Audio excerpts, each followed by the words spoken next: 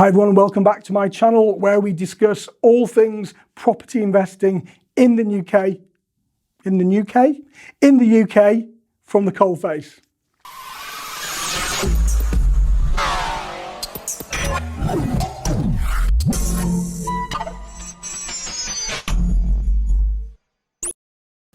Hi everyone, and welcome back to this workshop. So today I thought I'd do something a little bit different for you, and we're going to be doing a brainstorming exercise on how we can find those amazing property deals.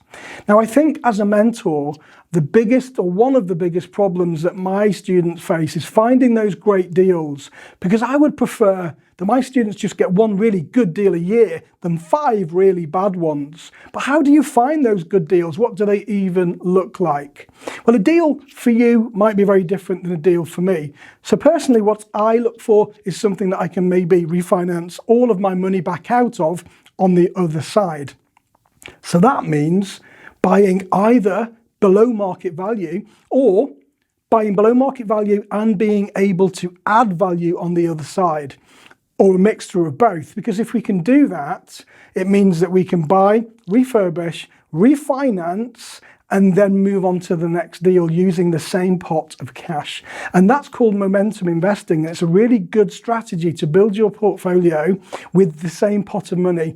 Otherwise, you're probably going to run out at some point. But how do we get these deals? So what I'm going to do is I'm going to write down, do a bit of a brainstorming exercise, and I'd love your comments. If you think that I missed anything, or if you think that there's something on here that I've not covered, then please do put it in the comments below.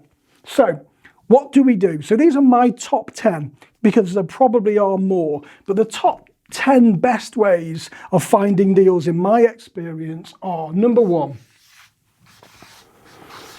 agents. Now, very often I think agents get a really bad name. I don't know why. Agents are either renting property and we want to maybe rent it. Agents are selling property and we want to buy. So we need to spend more time with agents. Now, just phoning your agent every now and again is probably not going to be enough. So what we recommend is every street in every town has what we call a strip of estate agents, almost like they have a strip of restaurants and everything else, but they've always usually got all of the agents kind of stick together in one road. And we call this walking the strip. So at least once a month, and when I say at least, you should probably be doing this more than once a month, is you need to go out to the strip and you need to go into every single estate agent and you need to say exactly what it is you're looking for. And I know you might have been there 2 weeks ago, but that's okay. You can go in every 2 weeks and you can just make sure that your face is something that they're going to remember. I mean, you remember my face, right? Because you want to be that person that the agent calls when they get that one great deal in. Now, trust me, when agents get a really good deal and they've got a list of investors, they're just going to go to that list of investors first before they put it to market, because it's easier for them. They could sell it almost straight away just off the back of one phone call. So your job is to get in that book, to make sure that your agents call you. So you've got to turn up and you've got to tell them, obviously, who you are, what criteria it is you're looking for, and how quickly you can move forward. So if you're looking for distressed property and you want it cheap, yeah, everybody does, but you can move quickly, you've got cash in the bank, or you've got investors waiting, or you've got a decision in principle on your mortgage, then you can move very fast, and you want to be on that list.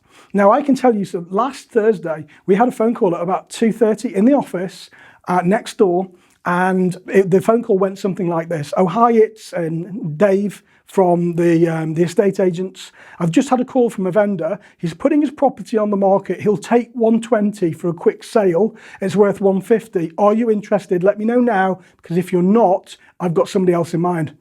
Wow, that's a brilliant, and by the way, we went to see the property, we didn't buy it for lots of other reasons. If you want to know why, then shout me out and I'll tell you why, but we didn't buy it. But that's the position you want to be in. You want to be the first person that agent calls. Now, in order to be that first person, you've got to go and see them. So turn up, say hello, be polite, take them some chocolates, take them some cookies, that's all great, but make sure you take their business card. And when you come back home, or when you go back to the office, wherever you work from, make sure then that you follow that visit through with a very quick, polite email. something like, "Hi, it's Rick, thanks for seeing me today. Really looking forward to the deals that you're going to send to me. Hopefully speak to you soon." Just so you remember, this is my criteria. And tell them again what your criteria is. And then just, be nice and polite at the bottom. "Thanks very much, speak to you soon."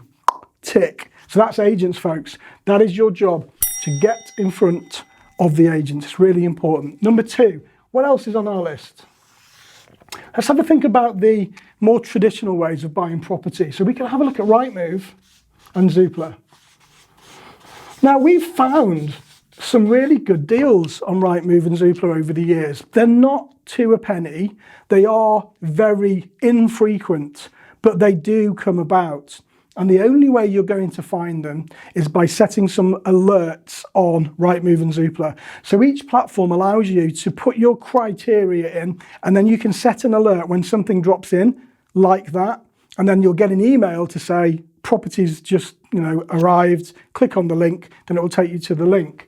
But the thing is with Rightmove and Zoopla, those deals are going to be very infrequent. And when they do come up, you've got to be quick. So the only other way you're going to be able to do this is making sure that you spend at least an hour a day in your investing time on Rightmove and Zoopla, because if you don't do it, somebody else will be out there doing it for you. Now, Rightmove and Zoopla have got some great search engines, and you can search for things like HMO, refurbishment, development, sale and rent. Now, if it's a sale and rent, that means it's potentially a lease option or something that we call a lease option. And if you don't know what a lease option is, check out one of my other videos and it explains them in greater depth. But you can use Rightmove and Zoopla to do those searches for you.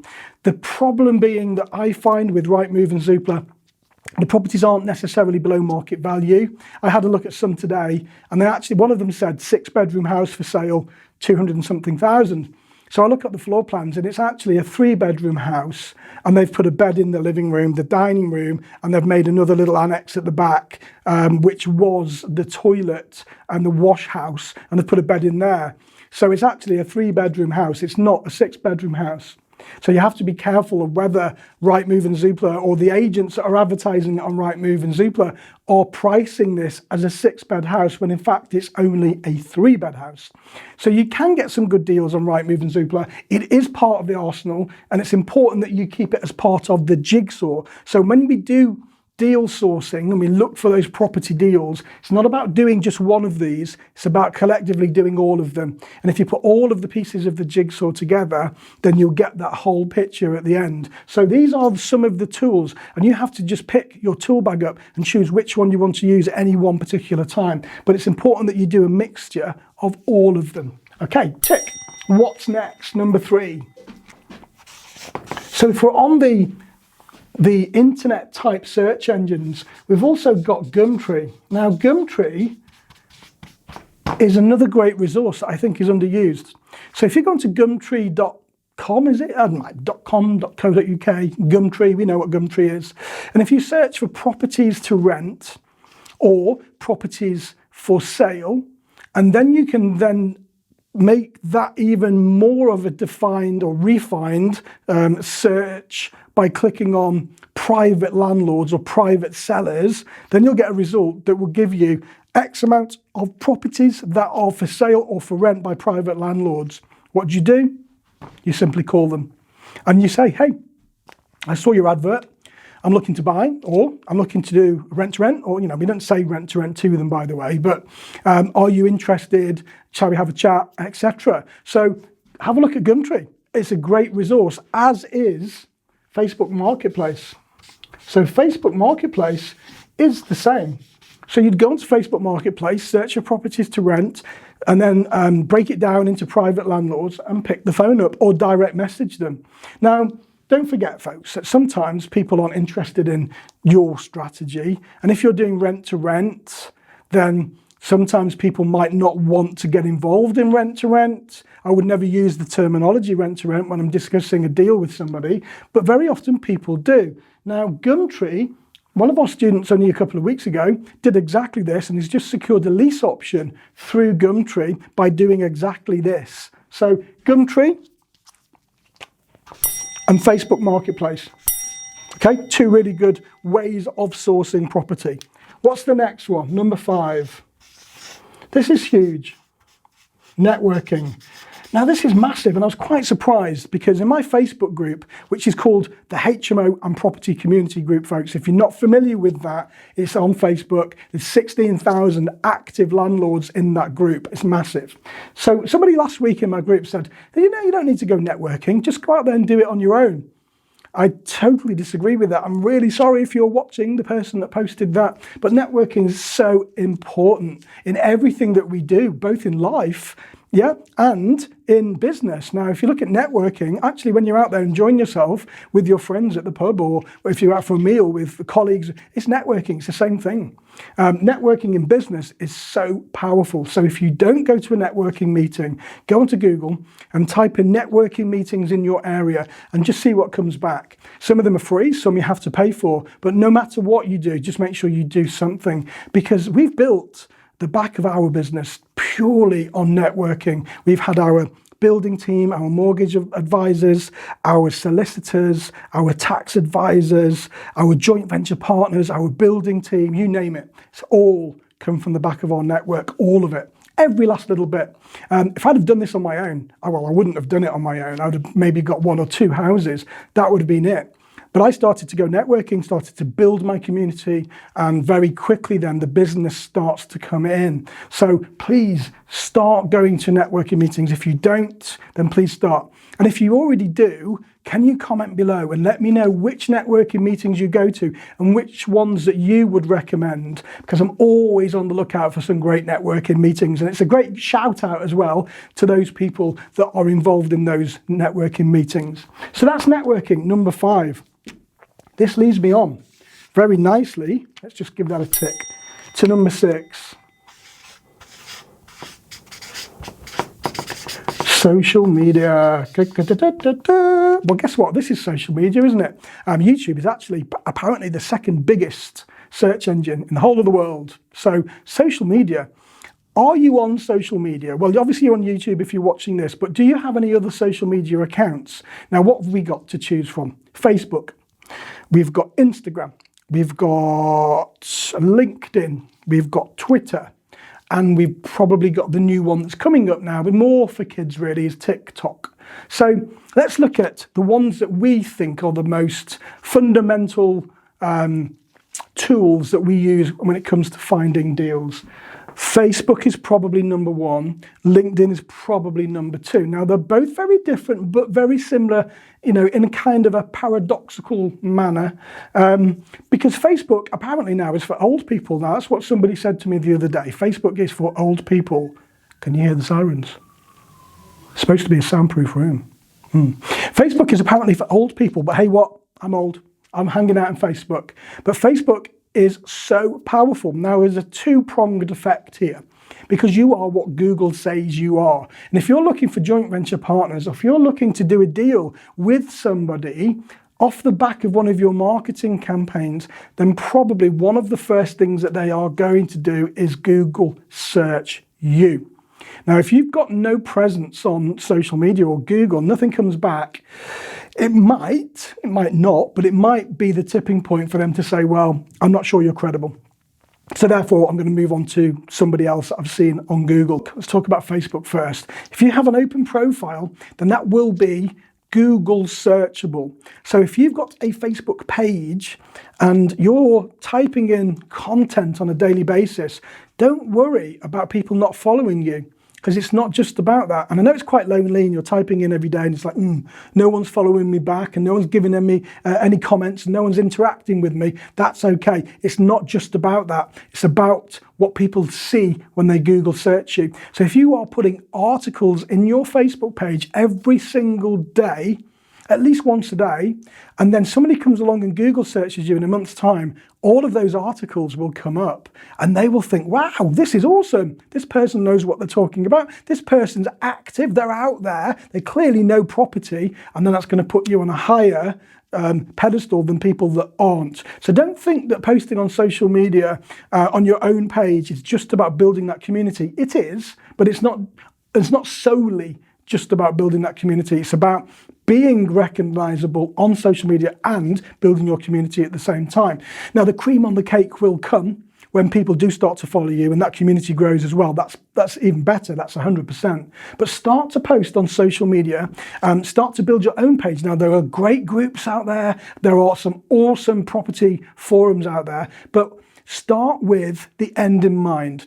Now, it's great to post on others. That's great. If you want advice and tips, then post on others and get advice and tips. But if you want to build your profile, start your own, okay? Now, I'm saying page, not groups. So go into social media on Facebook, start a page, because they're more versatile. And if you find that you do have a post that is particularly engaging, then you can boost it and you can pay for a sponsored advert, which then will put your post out to even more people.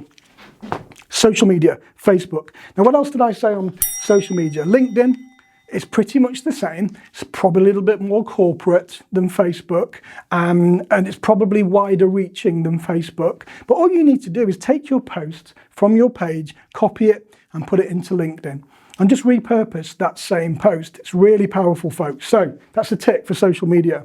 What's next? Number 7. Let's look at postcards.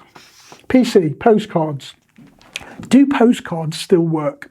Well, if you're starting out in property and you're on a budget, then yes, absolutely. So go to Staples, Amazon, wherever you can get yourself a big pack of postcards, and just simply go old school. Write down on your postcard, properties wanted now, for sale or rent, guaranteed rent moving forwards, and go to your local shops that are in the areas that you're looking to invest in. Now, there are loads, shops are still there, the corner shops are still there, and they are fundamentally for the local community, and put them in the window, or ask the shopkeeper to put them in the window. They might charge you a couple of pounds, but make sure you go back the week after and they're still there.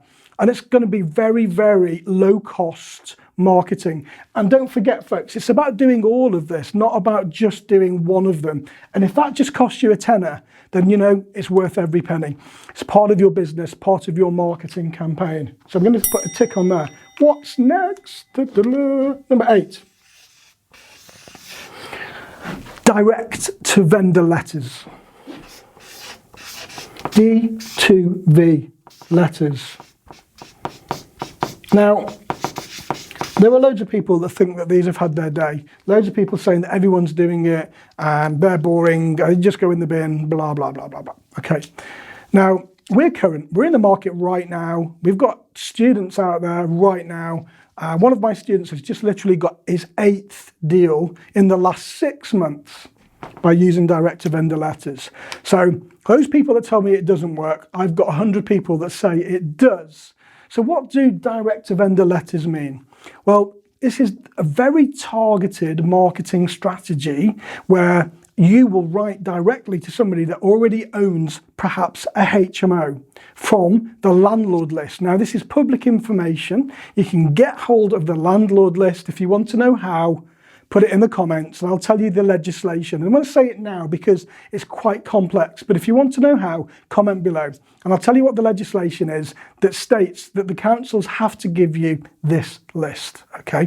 No matter what they say and whether they quote GDPR or the Freedom of Information and blah, blah, blah, etc. It's statute, it's in law, all right? So what we do is we get hold of that list and then we make sure we're GDPR compliant, and then we write directly to the vendor, i.e. the homeowner, saying, look, you've got a HMO, we want to buy HMOs, or we want to rent HMOs, how about we do business? So there's a proper campaign that you need to put together. You can't really just say that, but it is one of the most powerful campaigns for you to be able to get out there and source property. But most people fail with this after maybe sending out one campaign or 2 campaigns and having no results.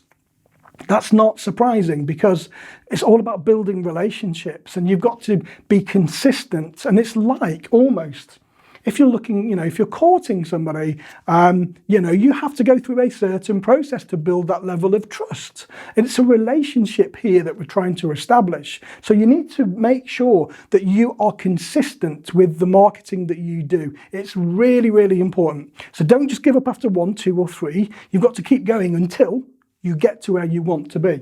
So direct to vendor letters. Comment below, as I say, if you need any more information on that. But it is one of the most powerful ways of finding property, in my view. Da-da-da. Tick. Next, number 9. Sources. What does that mean? Okay, we're not sort of talking cups and saucers.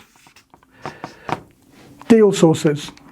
Okay, let me talk about deal sources. So there are people that are in the communities, and there are professionals out there that their sole job is to find property and then sell it to somebody else. And that's almost like a brokerage, and that's great.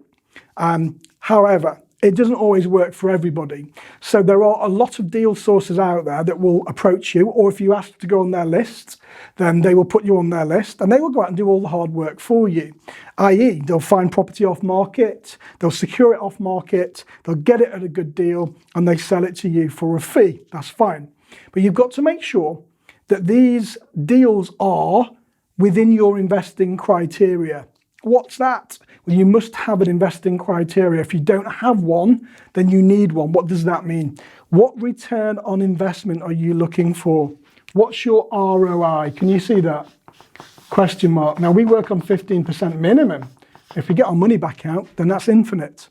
But what's your return on investment? How much cash flow per month are you looking for?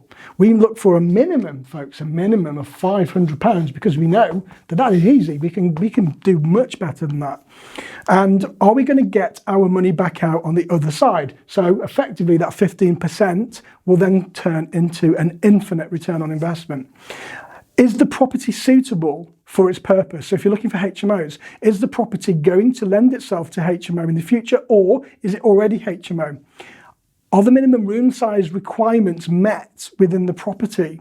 Are there any planning restrictions such as Article 4 direction? All of these things need to be considered, and sometimes, not always, but sometimes they're overlooked by deal sources. Now the next element is, what has the deal sourcer done to bring this to the table that you couldn't do yourself?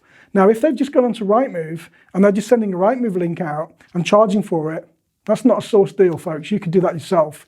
If they've gone onto Rightmove and then they've negotiated a deal and then they've taken it off the market and they've locked the deal out, either with an exclusivity lockout agreement or a lease option, and then they can assign that lease to you, then yes, that's a source deal because they've gone over and above. They've got a deal that you now cannot get. So therefore they can charge for that, absolutely. So just make sure that, first of all, it's a deal. Secondly, that it's actually a deal that you can't get yourself and it's not readily available. And then if that's the case, and if you find something, you find a good sourcer and you think that the deal fits within your criteria, bingo, nothing wrong with paying for a really good source deal if it's a great deal and if it fits your criteria.